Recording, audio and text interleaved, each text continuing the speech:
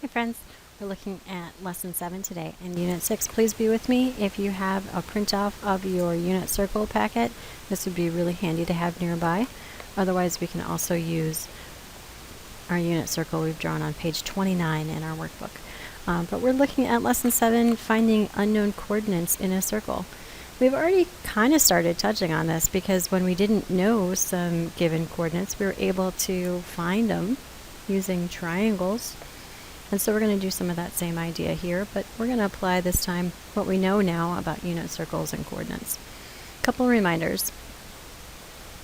Cosine and sine are our x and y values in that order. Cosine is x. And as I look at the notice and the wondering for our warm-up here, something that you might be noticing and wondering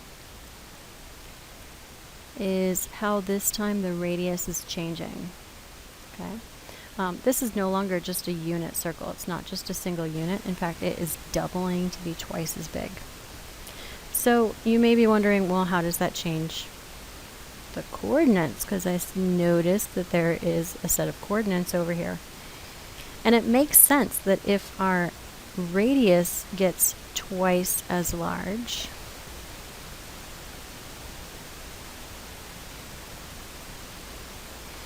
that just like we saw in lesson 2, each of our sides would also get twice as large. Now the part of lesson 2 that I'm talking about, just want to flip back and remind you. Lesson 2, we looked at some scaling of triangles. Remember these guys that were shrinking? And we've already shown that if one side changes in a certain scale factor, all the sides will change in that same scale factor. So if our hypotenuse is twice as large, that means each of our sides would have to be twice as large as well. And that means that each of our coordinates would have to be twice as big, twice as far from the origin. So what used to be CB was our x-coordinate at negative 0.87. Making that twice as large, I'm going to change colors, making that twice as large would now be the new FE line segment. And it's still moving in the same direction. It's still moving to the left, away from the origin in a negative manner, so it would still be a negative. But 0.87 times 2 would be 1.74. So that's our new coordinate for point D.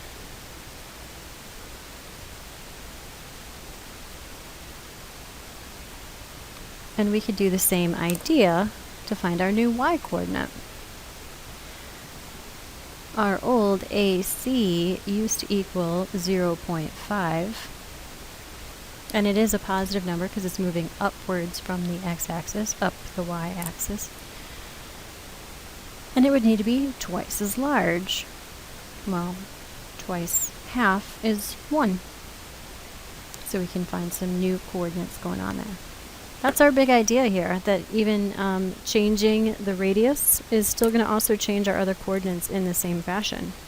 So what we can start to think of now, instead of coordinates being cosine and sine of our angle, whatever angle measure we're looking for, right? We could instead think about it being the radius times cosine and radius times sine theta. This is our big idea for lesson 7. Let's see how we're going to put it into action. 7.2. I'm going to keep it right there on the side. 7.2 gives us a clock face, and so we're back to thinking about how some of these numbers are going to change around a circle of a clock face. The length of the minute hand on this clock is 5 inches. So any radius that we're looking at, let's say from there to there, would be a 5-inch radius. The center of the clock is at 0, 0 on a coordinate plane. Determine the coordinates of the end of the minute hand at the following times. Explain or show your reasoning. 45 minutes after the hour, our minute hand would be pointing straight here at 9. Thinking about that in radians would be starting from this point and moving in a clockwise direction. We can say that this would be pi radians.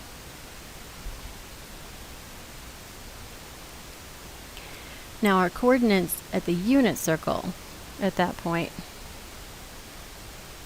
was at -1, 0. Well, it makes sense now that instead of at -1, this has moved 5 times farther than just 1 on the unit circle. It has moved 5 inches. So its coordinates would be -5, 0.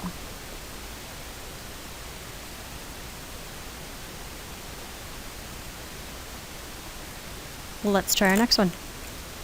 At 10 minutes after the hour, I'm just going to change to a different color.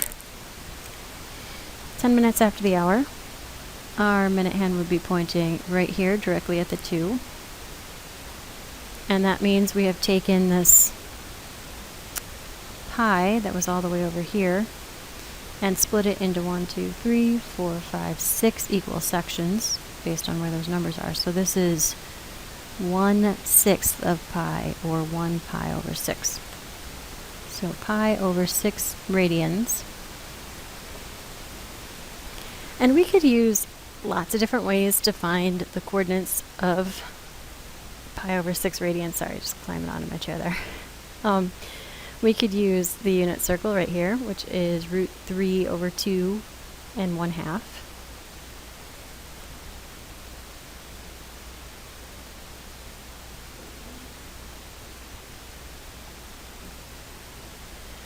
Or if you're feeling kind of calculator-ish, we could certainly take a calculator and we could find that. I haven't used a calculator much this unit so far, so I'm going to pull out my TI-30.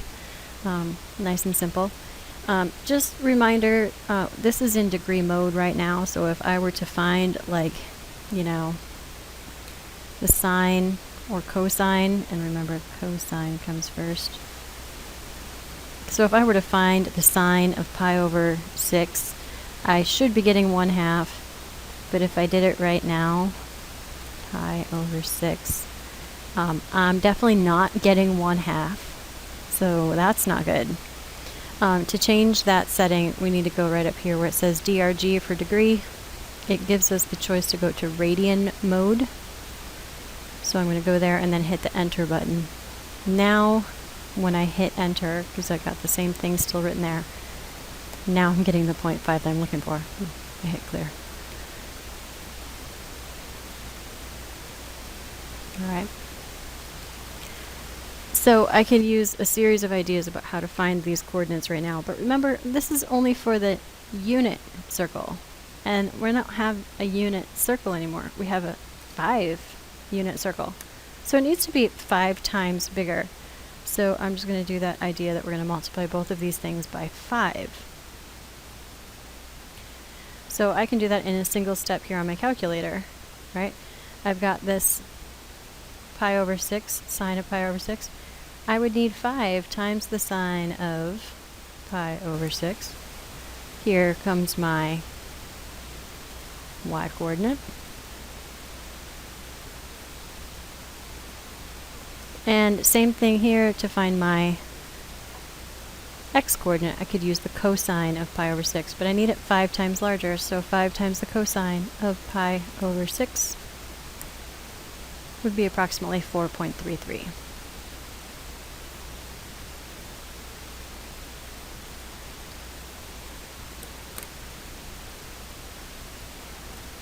Now, 40 minutes past the hour, this minute hand is pointing directly at the 8. So that's pi plus another pi over 6. 7 pi over 6 radians. And so I'm going to use this now directly, right? This idea that to find those coordinates, I want to take the 5 times the cosine of 7 pi over 6, and 5 times the sine of 7 pi over 6. And I could just use a calculator to get that nice and easy, nice and direct. I kind of like using this like TI-30. It's pretty simple, pretty easy. If you're using a graphing calculator, you can do that too. Check your mode, make sure you're in radian mode. 5 cosine 7 pi over 6 negative 4.33. This is making sense because it's the same angle off of the x-axis. This was just moving away, so this it's still the same distance from the origin. So spoiler alert, our y is going to be 2.5. But it's a negative 2.5 because I'm over here in quadrant 3. Make sure you see that it's negative going on there. Now for some reason, I cannot tell you why, but when I go and I try to use my calculator my cell phone calculator to be doing these things, so something strange happens. I did put it in radian mode, right? So I'm here, you can use this button down here to go from degrees to radians. So I'm in radian mode. But the weirdest thing happens. When I try to do like the sine, I'm trying to stay with this fact that it would be 1/2 here. Doing the radians of pi over 6, so here's the pi button. Let's see, here's how it works on a cell phone. It should be that you go pi divided by 6, and then I want to do the sine of it, and I should get 1/2, which is awesome, right? But when I do it down here, the sine of 7 pi over 6, I should get a negative 1/2. Okay, so 7 pi divided by 6. And then when I do the sine of it,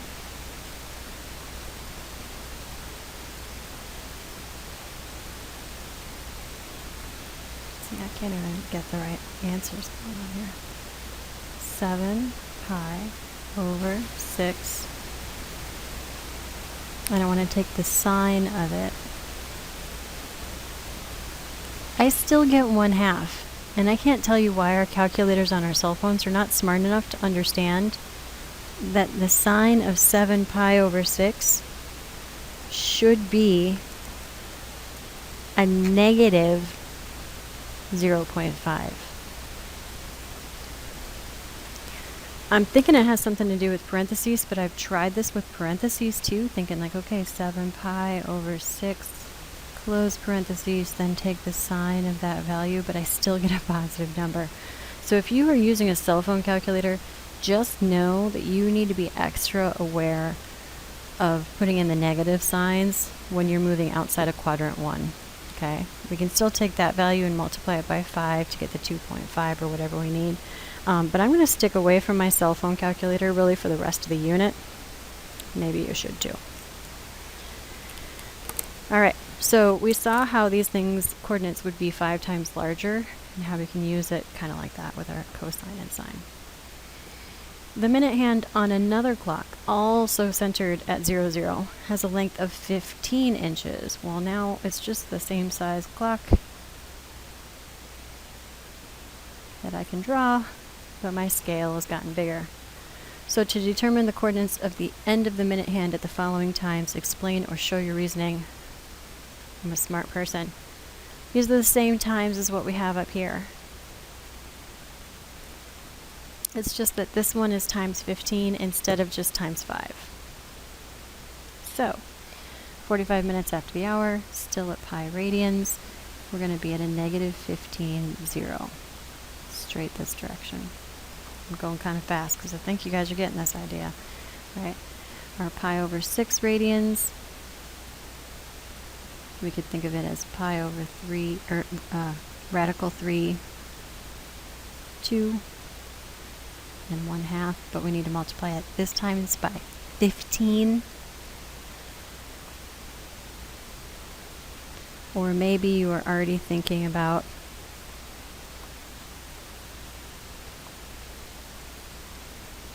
how we could write this just directly and go right to the calculator and type that stuff in. Okay. Any way that you go about it, you're going to find the same kind of answer. So I'm just going to kind of do this in a big old mishmash, right? So if I have square root of 3 divided by 2, and I multiply that by 15, I'm going to get something about 12.99, almost 13, but not quite. And 1/2 times 15, I can do it in my head. You probably can too. 7.5. Looking at this last one, 40 minutes, we're looking at now the 15 times the cosine of 7 pi. Oops. Pi, not e, divided by 6.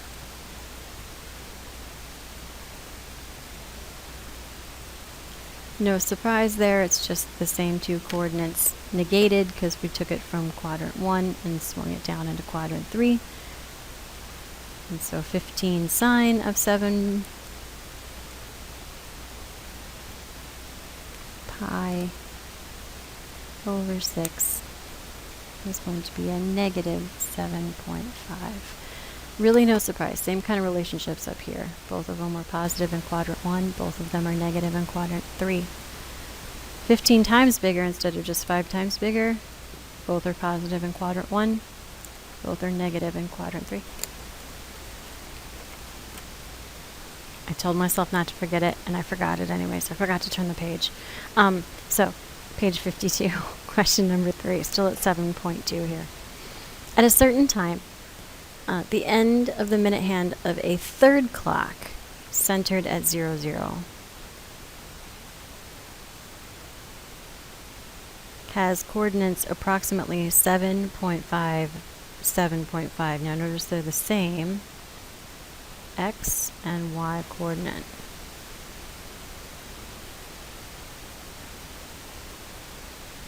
How long is the minute hand of the clock if each grid square is 1 inch by 1 inch? Explain or show your reasoning.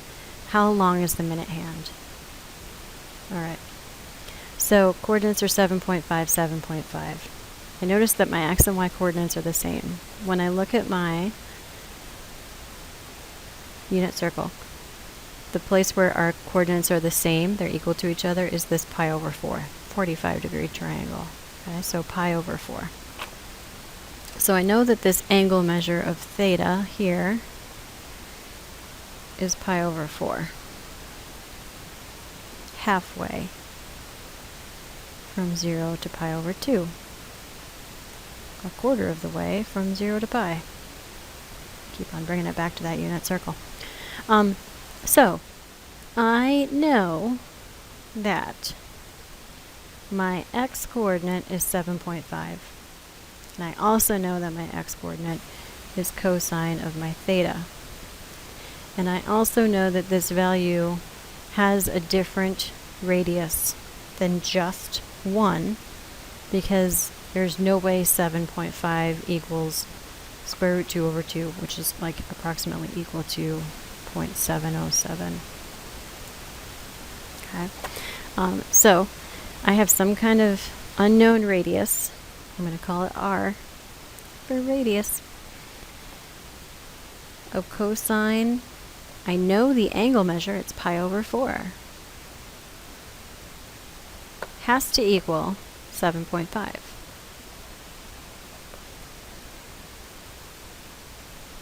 Okay.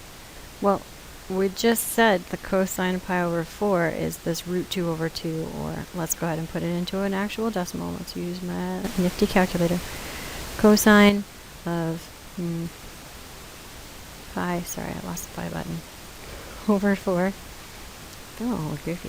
Sorry about that. There's that 0.707. So r times 0.707 equals 7.5.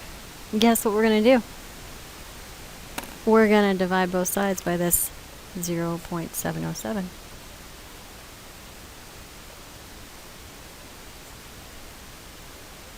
Or we could do 7.5 divided by cosine of pi over 4. Either way, 7.5 divided by 0.707. We're going to find out that this minute hand is about 10.61 units long.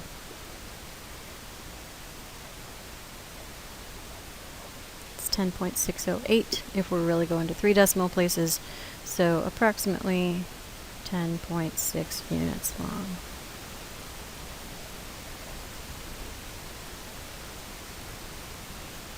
And now we're done with 7.2.